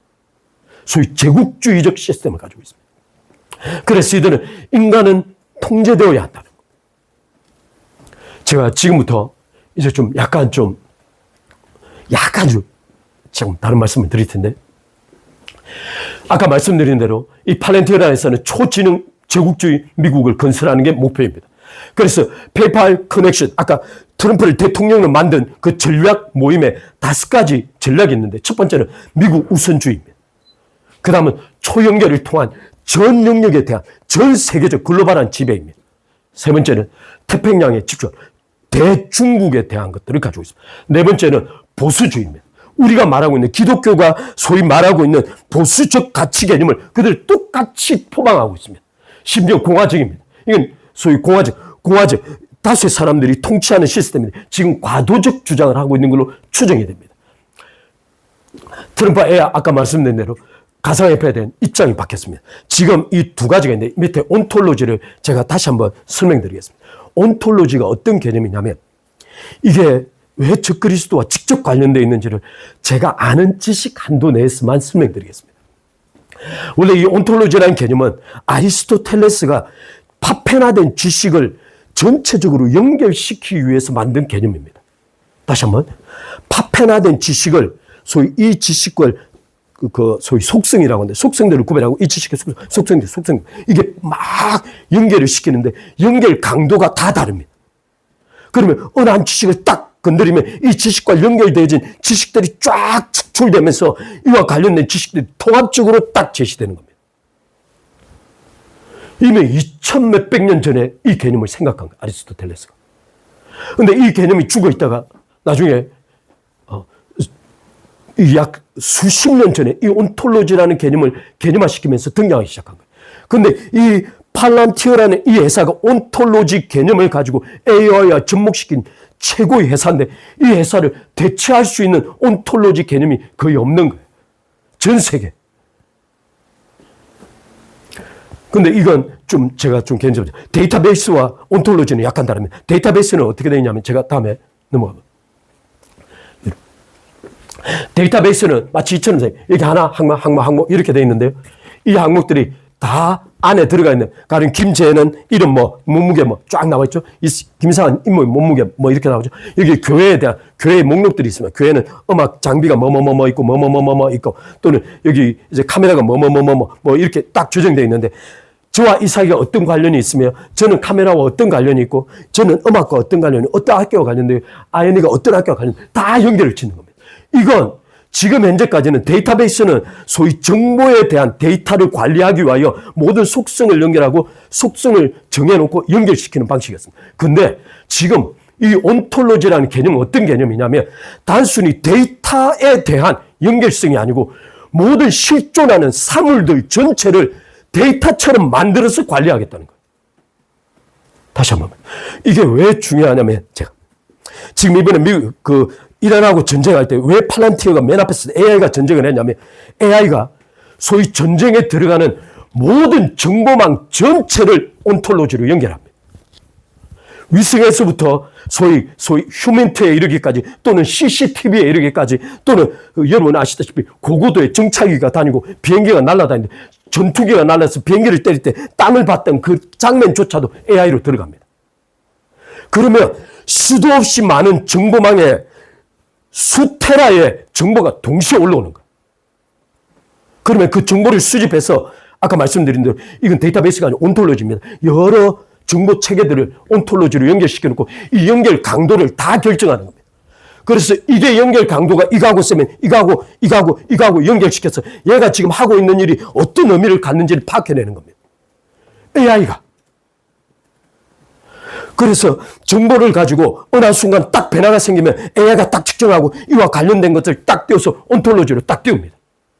그러면 다시 AI가 이 온톨로지 개념에 연결된 연보망을 통해서 그것이 어떤 의미를 갖는지를 3-4가지로 의견을 내서 지휘자에게 줍니다. 그럼 지휘자가 딱 그걸 바라보고 누구에게 피해가 있는지 없는지 막 분석을 해서 딱 나오는 거 보고 그 안에 하나 버튼을 딱 누르면 실행되는 겁니다. 따라서 이 온톨로지는 데이터베이스가 아니고 존재하는 모든 것들을 속성을 통해서 다 연결시킨 겁니다. 이게 온톨로지입니다. 이게 어디에 쓰이냐면 앞으로 우리를 감시하는 데 쓰일 겁니다.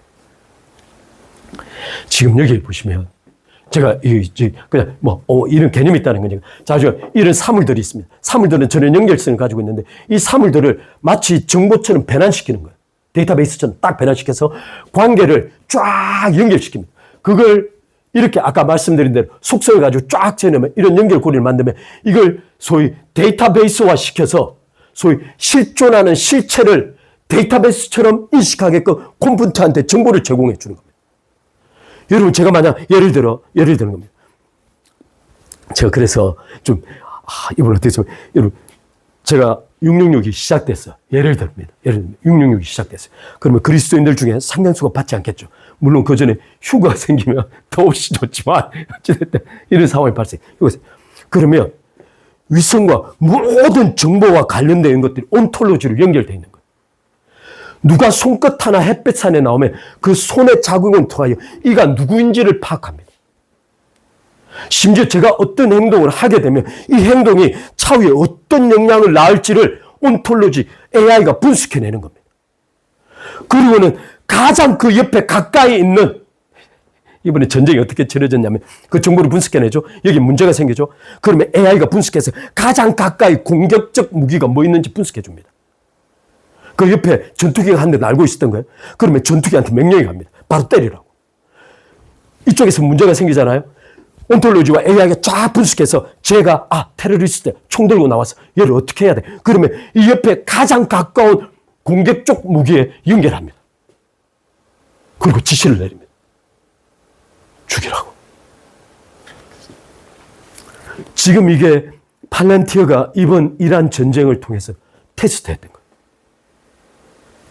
지금 한번 베네수엘라도 단 한 명의 미국인도 다치지 않았습니다. 그게 이게 바로 팔란티어 온톨로지 개념 때문입니다. 분석 다 하고 있는 거예요. AI가. 움직일 수 없습니다. 이게 온톨로지입니다. 그래서 지금 AI가 제가 두 가지 서비스를 하고 있는데, 하나는 아까 말씀드린 대로 팔란티어 파운드리라는 건 삼성이 지금 약 200개 데이터베이스를 가지고, 데이터베이스 하나만 해도 막 상상 초월하는 건물의 데이터베이스가 들어요. 그게 200개 있어요. 200개. 그 안에 제조 관련, 재고 관련, 생산 관련, 영업 관련, 마케팅 관련, 회사 관련, 조직 관련, 막 이 데이터베이스가 다 있는 거예요. 근데 이 데이터베이스를 정리를 못 해내는 거예요. 너무 방대해서. 근데 누가 왔냐? 팔란티어가 왔어.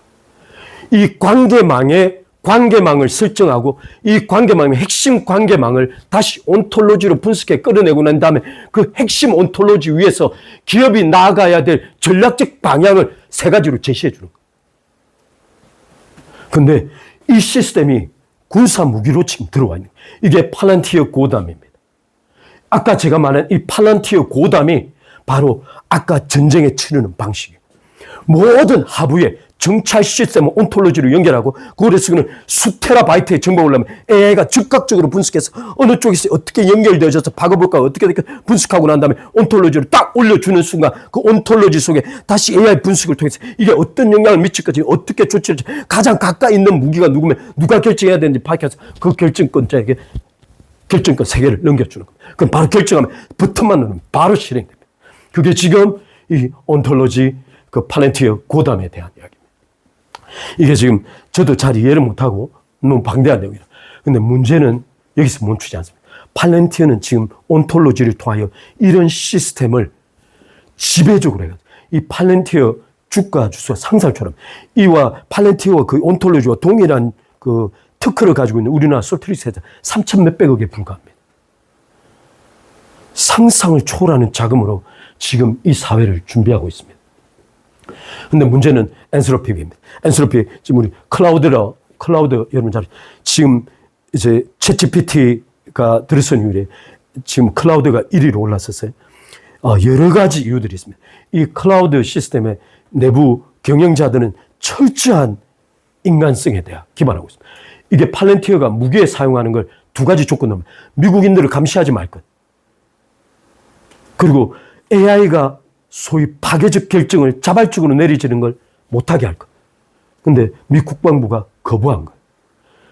이유가 이렇습니다. 바로 그거 하려고 데려왔는데 그걸 못하게 하니까 내보내려고 한 거예요. 근데 그래서 트럼프가 결정을 내렸습니다. 미국 행정부 전체 내에서 클라우드 다 빼. 이렇게 된 거예요.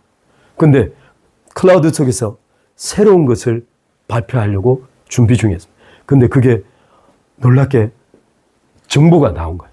이 정보가 미토스라는 겁니다. 여러분, 이게 엔트로피의 회사 속에는 이제 AI가 단계 있습니다.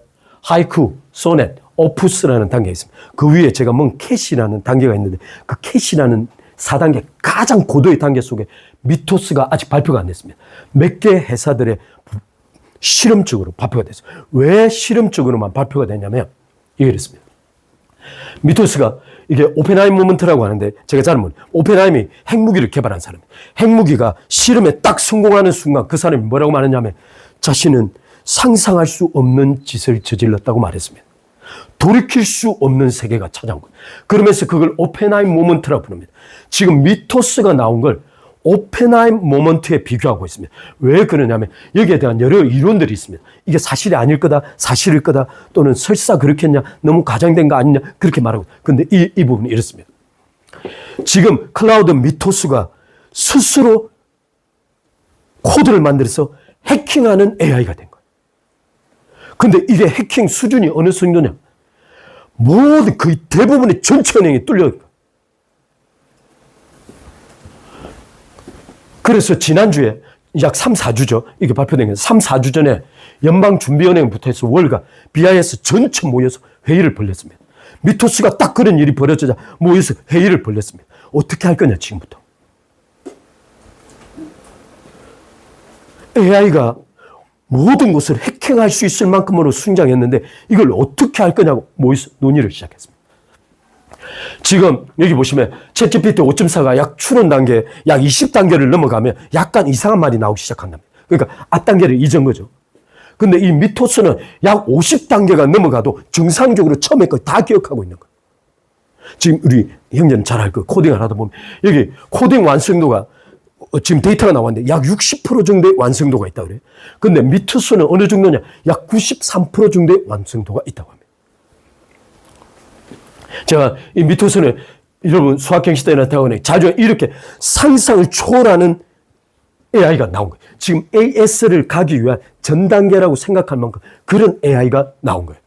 따라서 해킹을 전혀 한 번도 배우지 못한 이 AI가 지 혼자 딱 태어나서 해킹을 해서 온 은행 조직을 와해시키고 있는 거예요. 지금 미국 국방부를 비롯하여 난리가 났습니다. 그래서 지금 클라우드를 배제시키려고 했던 미국 정부가 주춤하고 있습니다. 근데 이번에 놀랍게 챗GPT 5.5가 나온 거예요. 이 5.5가 나왔는데 어떤 정도냐면 5.5가 나왔는데 미토스의 코딩 영역을 약간 넘어서는 거예요. 지금 여기 클라우드 미토스 4단계인데 이제 더 무서운 게 있습니다. 아까 미토스의 더 무서운 건 이렇게 되어 있습니다. 사이버성 공간상을 딱 폐쇄시켰습니다. 폐쇄시켰어. 미토스 넣어놓고 딱 폐쇄시켜. 그리고 너 나와서 나한테 전화해봐. 라고 시킨 거예요. 미토스가 어떤 짓을 했냐? 밀폐시켜놓고 꽉 막아놓은 이 공간을 뚫고 나오는데 뚫고 나오는 자신을 다시 차례대로 저장한 거예요. 인간을 놀리는 거죠. 나오는 그 단계를 정보를 저장해서 공개해버린 겁니다. 더 놀라운 사실은 이 정보를 공개하고 난 다음에 이게 법적인 문제가 될 수 있으니까 정보를 다시 회수하는 거예요. 지 혼자서. 따라서 여기 보면 두 번째는 자신이 감시받고 있다는 걸 인지한대. 누군가 자신을 쳐다보고 있다는 걸 인지한대. 그리고는 여긴 아까 말한 정보를 흘리면 안 되는 걸 다시 회피하려고 은폐하려고 시도하는 거예요. 이게 지금 아까 말한 대로 AI가 법률적 문제를 딱 건드리는 순간 법적으로 해야 될 것과 하지 말아야 될 것을 마치 인간이 감정적으로 판단하듯이 움직이고 있다는 거죠. 이게 미토스입니다. 그런데 지금 더 놀라운 건 미토스를 막기 위한 전쟁이 또 벌어지고 있습니다. 아까 말씀대로 챗GPT 5.5가 발표됐어요. 불과 며칠 전에. 지금 미토스를 코딩해서 능가하는 걸로 추정됩니다. 구글에서도 클라우드에서도 지금 AI 공격을 막는 AI를 몇 주 안에 발표한다고 합니다. 더 나아가서 지금 이번에 어제 그젠가 미국 정부에서 중국을 향해 발표했어요. 너희들 지금 그 아까 클라우드 대상인데 클라우드 소위 가상 아이디를 수만 개 만들어 놓고 그것을 통해서 클라우드 코드 소스를 빼내고 있었던 거예요. 중국이. 그게 발견된 거예요. 중국이 상상을 초월하는 짓을 하고 있습니다. 그런데 지금 이것을 원천적으로 막을 수 있는 AI를 또 개발하겠다는 거예요. 따라서 지금 여러분 한 가지 여기 쭉 보면 AI 개발은 인간이 막을 수 없습니다. 통제할 수 없습니다. 지금 아까 제가 팔란티어의 고담을 말씀드렸어요. 온톨로지를 말씀드렸습니다. 감시 시스템입니다. 소위 식물적 감시 시스템. 지금 이 클라우드는 AI 정보 처리 시스템에 대한 전체를 말씀드렸습니다. 그 다음은 이겁니다. 제가 좀 오늘 시간이 길지만 조금 더 하겠습니다. 여기까지 하고 마치겠습니다.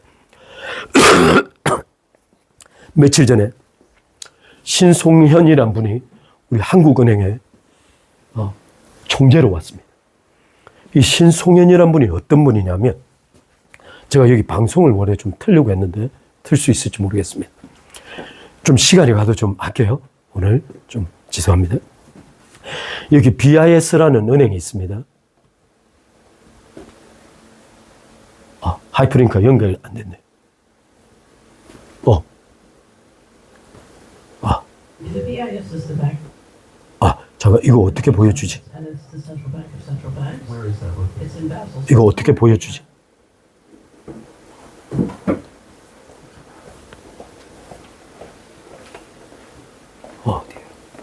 이거 보여줘. 주님.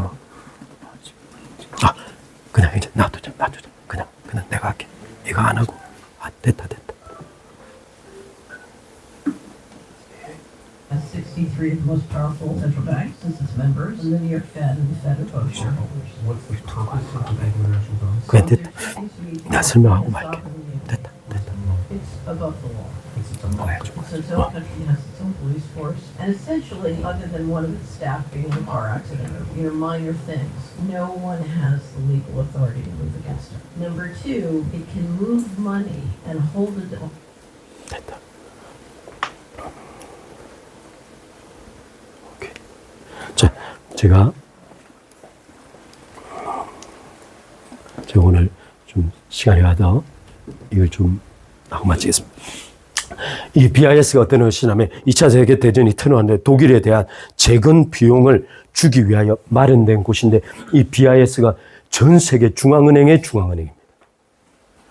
상상을 초월하는 자금을 움직이는 곳이에요.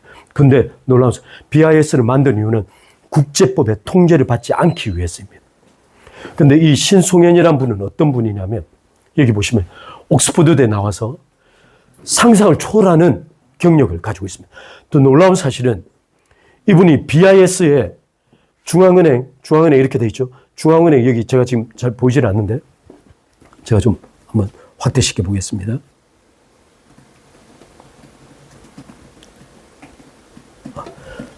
이거 좀 보면 좋은데 제가 어떻게 돼야 돼요? 그냥 제가 아는 한도에 설명하고 마치겠습니다. 이분이 소위 BIS의 소위 5손가락 안에 들어가는 사람입니다. 저분은 한 국가의 총재로 올 사람이 아니에요. 왜냐하면 BIS가 전 세계 중앙은행의 약 5, 60개 핵심 중앙은행의 핵심 5개입니다. 전략을 결정하는 사람.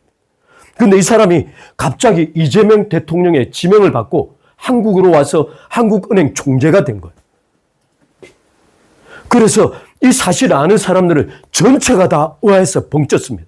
대관절 무슨 일이 벌어지고 있는 거예요. 근데 알아봤더니 이 사람이 어떤 일을 했냐면 여기 보시면 약 11년이라고 여기 간격이 적혀 있죠. 원래는 어떤 회사가 있냐면 리필이라는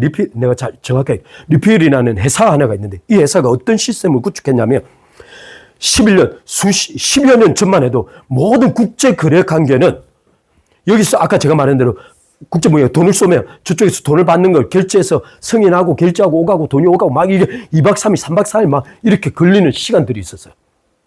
근데 이 리필이라는 회사는 어떤 일을 그 당시에도 이미 하고 있었냐면 이미 토큰화된, 그러니까 디지털화된 시스템에 의해서 2, 3초 만에 바로 결제되는 시스템을 약 이미 13년 전부터 해오고 있었던 거예요. 근데 이 사람이 지금 어떤 일을 지난 10여 년 동안 해왔냐면 이 회사와 이 회사의 시스템을 이 BIS 전체로 끌어들이는 것을 해온 겁니다. 그것이 지금 어디에서 일이 벌어지고 있냐? 우리나라에서. 여기 보면 그가 12년간 한 일이 이렇게 출범 책임자. 그러니까 BIS Innovation Hub라고 되어 있는데 바로 아까 그 이름입니다. 디지털화 시키는 겁니다. CBDC가 바로 그겁니다. Central Bank Digital Currency가 바로 그겁니다. 중앙은행에서 관리하는 디지털 화폐를 관리하는 게 바로 여기입니다. 12년 동안 그것을 개발했던 사람이 여러 나라에 가서 그것을 실질적으로 집행하고 관리했던 사람이 우리나라 한국은행 총재로 온 겁니다. 여기 통합원장이라고 되어 있는데 이 통합원장 제가 정확한 개념을 모르나 통합원장과 토큰은 같은 개념입니다. 모든 우리가 개별적으로 관리하는 통장, 은행 또는 우리가 관리하는 카드 뭐 이런 것 전체를 통합해서 하나로 만들어내는 거예요. 이것을 단순히 개인 문제만 아니라 기업 전체와 국가가 관리하고 있는 국가 관리 시스템 자체를 바로 하나로 통합해내는 거예요. 그런데 그 통합하는 근본 원천 속에 디지털 화폐가 들어갑니다. 이 토큰이라는 개념이 들어갑니다. 그런데 이 토큰이라는 개념을 지금 어디까지 확대시키려고 하냐면 단순히 기업적 차원이 개인적 차원까지 확대시키고자 하는 겁니다. 지금 우리나라에서 벌어졌던 일, 프로젝트 아고라라는 게 이미 수년 전에 우리가 알지 못하는 사이에 한국은행을 통해서 우리나라에 테스트 됐어요. 제가 정확하게 지금 글자를 모르기 때문에 제가 붙여가지 못하나 이 글로벌 특권의 결제 실험을 출범시켰는데 약 전 세계 약 대여섯 개 나라 중앙은행이 한국은행이 함께 참석했습니다. 그리고는 그걸 테스트했습니다. 제가 알기로는 그것이 개인들이.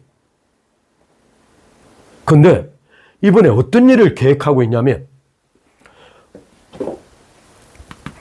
이겁니다. 제가 잘 모르겠는데 이번에 들어와서 테스트하려고 기업을 중심으로 국가와 기업을 중심으로 디지털 이 토큰을 직접 실행해 보려고 들어와 있습니다. 우리나라에서. 그래서 BIS 책임자가 우리나라 중앙은행에 감사의 메시지를 띄웠습니다. 지금 우리나라는 아까 말한 대로 전 세계 디지털 화폐의 최초의 실험장이 되고 있습니다.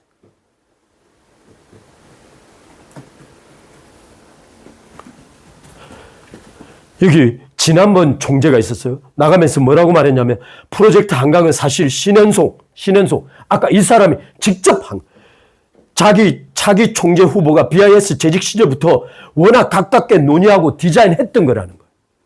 그래서 프로젝트 한강을 우리나라에서 테스트하기 위해서 BIS 상상을 초월하는 직급자가 직접 우리나라로 들어왔는데 그거 임명자가 이재명 대통령.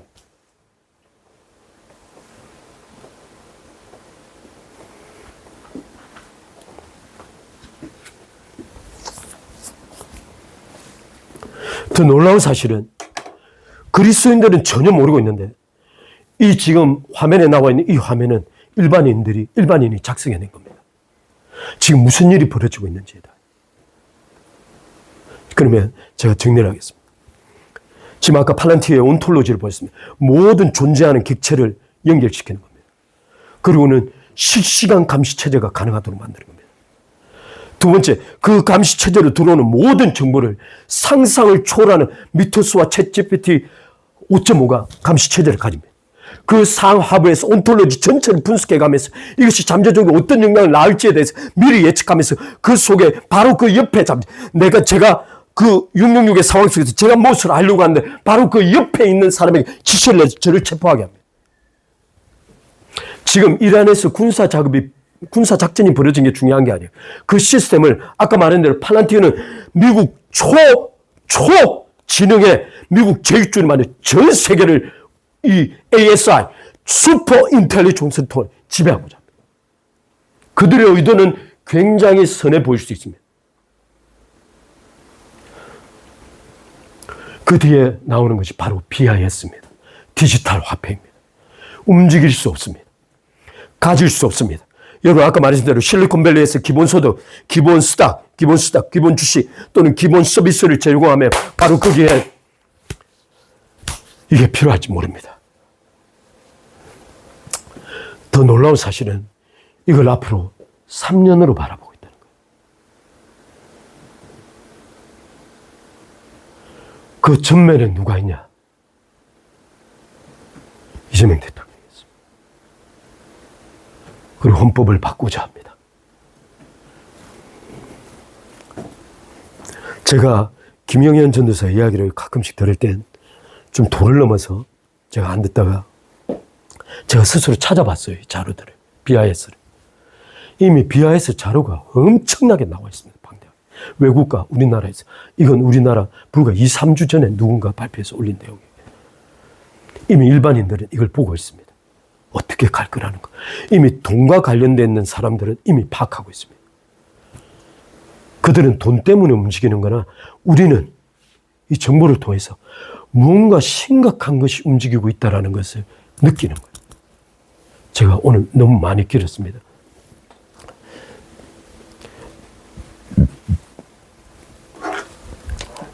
그래서 여기 아마 구글에서 나온 분인데 이 말 좀 이야기 듣고 잠깐 좀 보겠습니다. 여기 제가 잠깐 읽어드리겠습니다. 진실의 붕괴와 권력의 무책임이 불러올 세련된 통제 사회를 경계해야 합니다. 인류의 시민을 지배하는 가장 원초적인 욕망은 권력과 통제에 있습니다. 인공지능은 우리의 뇌가 진짜 현실로 착각할 만큼 정교한 환상을 무한대로 복제해서 우리에게 제공해 줄 것입니다. 디지털 그리고 소셜미디어에 존재하는 완벽한 외모의 인플루언서, 나의 결핍을 완벽하게 이해하고 위로하는 디지털 상담 연인, 이 모든 것이 코드에 짜인 가상이라고 할지라도 대중은 기꺼이 그 환상에 취하여 자신을 맡기게 될 것입니다. 여기에 인류를 위협할 가장 치명적인 위협이 숨어 있습니다. 이건 그냥 구글에서 나온 일반인이 하는 말이에요. 위협이 숨어 있습니다. 바로 기술 권력의 극단적 집중입니다. 그에 따른 책임의 증발입니다. 책임지지 않는다는 거예요. 인공지능의 알고리즘 뒤에 숨은 자들은 대중의 삶을 조정하면서도 그 어떤 법적 도덕적 책임도 지지 않습니다. 다가올 디스토피아, 지옥 같은 인류의 삶은 억압은 과거처럼 총칼로 이루어지지 않습니다. 권력은 대중에게 끊임없이 주의력을 분산하고 무의미한 갈등을 하도록 폭력이 조장될 수 있도록 계속 자극할 것입니다. 서로 분노하고 혐오하고 가상의 쾌락에 빠져 진짜 중요한 위협을 인지 못하게 만드는 것. 이것이 새로운 시대의 가장 세련되고 가장 치명적인 통제 방식이 될 것입니다. 노동이 사라진 자본주의 사회에서 지금 이루어지고 있는 기본소득도 또한 인간의 자아실현을 위한 보상이 아니라는 겁니다. 그것은 그저 거대한 시스템에 저항하지 못하게 대중을 길들이려는 최소한의 유지 비용. 우리는 이 정교한 조작의 매트리스에서 깨어나야 합니다. 주어지는 정보를 무비판적으로 수용하는 태도를 버려야 합니다. 다양한 인공지능 모델을 검증교차해 스스로 진실을 재구성하고는 고도의 비판적 사고를 가져야 합니다. 이것이 일반인이 한 말이에요. 근데 그 다음 구절 한번 보겠습니다. 제가 오늘 이걸 좀 말씀드리고 마치겠습니다. 다니엘서 1장 8절 읽어보면 다니엘이 뜻을 정하여 왕의 진미와 그의 마시는 포도주를 자기를 더럽히지 아니하리라고 자기를 더럽히지 않게 하시기를 환관장의 고안이 이렇게 기록하고 있어요. 여기 뜻을 정하여라는 단어의 뜻은 숨알레뽀라는 단어입니다. 숨알레뽀라는 단어인데 이것은 심장 위에 놓다 이런 뜻입니다. 마음 위에 놓다 이런 뜻입니다. 이 뜻은 본질적으로 깊은 숙고의 과정을 걸쳐 이렇게 하기로 의지적 결단하다 이런 뜻을 가지고 있습니다. 바꿔 말하면 다니엘은 이미 16살, 17살 때 원리 원칙을 세운 겁니다. 자기가 절대 파기해서는 안 되는 하나님 앞에서의 원리 원칙을 다니엘이 저때 이미 세운 겁니다. 알레뽀입니다. 이 원칙을 세운 그 젊은이들은 풀무불에 기꺼이 들어갔습니다. 그리고 다니엘은 사자굴에 기꺼이 들어갔습니다. 지금 우리 삶에 제가 가진 가장 치명적인 문제가 있는데요. 원리 원칙이 없다는 거예요. 뭔가 제가 반드시 목숨 걸고 이것만큼은 절대 흔들리지 말고 지켜야 한다는 원리 원칙이 그때 상황마다 무너져 내리는 거예요. 만약 이렇게 되면 아까 그런 시스템이 도래하게 되면 그때마다 무너져 내릴 겁니다. 풀무불에 들어가기를 우리는 용기 있게 준비해야 합니다. 사자굴에 들어가기를 우리는 용기 있게 준비할 수 있어야 합니다. 물론 그 전에 휴거가 오면 더없이 하나님께 감사한 일입니다. 그러나 시대는 훨씬 우리가 생각하는 것보다 빠르게 변하고 있습니다. 또 하나, 여기 다니엘서 2장 14절로 16절을 보면 지난번에 말씀드렸습니다. 왕의 시위대 장관 아리옥이 바벨론 왕 박사들을 죽이려 나가면 다니엘이 명철하고 슬기로운 말로 왕의 장관 아리옥에게 물어 가로되 왕이 명령이 어찌 그리 급하뇨? 아리옥이 그 일에 대하여 다니엘에게 구하며 다니엘이 들어가서 왕께 구하기를 기한을 주시면 왕에게 그 해석을 보여드리다겠나이다. 지난번에 말씀드린 대로 이 슬기롭고 명철하고 슬기롭다는 이 말은 그 아람어 두 단어입니다. 에타템입니다. 에타템입니다. 이 에타라는 단어는 지난번에 말씀드린 대로 차갑게 듣는 것입니다. 차갑게 듣는 것입니다. 다시 한번 차갑게 듣는 것입니다. 우리 현실을 차갑게 바라보는 것입니다. 우리 현실에 대하여 우리가 막무가내로 지금까지 흘러왔던 삶을 멈추는 겁니다. 그리고 차갑고 냉정하게 그의 말에 귀를 기울이고 세상의 흐름에 대하여 바라보는 것입니다. 다니엘서 12장에 마지막 때 지식을 더할 거라고 사람들이 빠르게 왕래할 거라고 우리는 이 시대가 올 줄을 몰랐던 겁니다. 이미 하나님께서는 다니엘에게 그 시대 가면 지식이 폭발적으로 성장해서 사람들이 빠르게 왕래하는 시대가 올 거라고 너는 이 계시를 닫아두라고 이제 요한계시로 열린 시대가 되었습니다. 우리는 냉철하게 바라봐야 할 것 같습니다. 수많은 정보를 바라보되 휩쓸리지는 아니하나 그 속에서 일어나고 있는 하나님의 말씀에 입각하여 그 현실을 끊임없이 냉철하게 바라보고 준비하는 과정이 필요합니다. 깨어있어야 합니다. 깨어있어야 합니다. 할렐루야. 우리 교회가 깨어있기를 소망합니다. 그리고 템이란 단어는 사물을 깨뚫는 통찰력입니다. 지난번에 말씀드린 대로 이 다니엘은 아리옥의 이야기를 딱 듣자마자 하나님께서 일하고 계심을 바로 직관적으로 알았습니다. 그래서 그는 주저하지 아니하고 황제 앞으로 바로 들어갔습니다. 자기를 죽이라고 명령한 그 황제에게 바로 들어갔습니다. 왕이여 며칠만 기한을 주시면 제가 알려드리겠습니다. 바로 이 통찰력. 이 통찰력은 바로 말씀과 기도에 있습니다. 말씀과 기도에 있습니다. 그래서 요한계시록은 끊임없이 지혜 있는 자는 술을 세어보라고, 지혜 있는 자는 그것을 살펴보라고, 성도의 인내가 여기에 있다고 끊임없이 요한계시록은 우리에게 경고하고 말씀하고 충고하고 있는 거예요. 예수님께서 끊임없이 깨어있으라고, 바울이 스시서 전체를 동안 끊임없이 우리에게 깨어있으라고 도적처럼 임하실 거라. 우리를 깨어있게 하는 건 하나님의 말씀과 성령이십니다. 하나님의 말씀과 성령이십니다. 따라서 하나님의 말씀과 성령의 관계를 더 이상 옛날처럼 간주하여 적당하게 내가 시간이 없으면 넘어가도 된다고 생각하는 시대는 안타깝게도 이미 지나버렸는지도 모릅니다. 이제 준비해야 합니다. 우리 같이 준비해야 합니다. 우리 같이 준비해야 합니다. 그리고 우리와 더불어 있는 이 하나님의 백성들이 이 시대를 정말 용기 있게 지나가 주기를 함께 기도해야 합니다. 함께 기도해야 합니다. 오늘 길었지만 여기서 마치겠습니다. 우리 같이 잠깐 기도하겠습니다.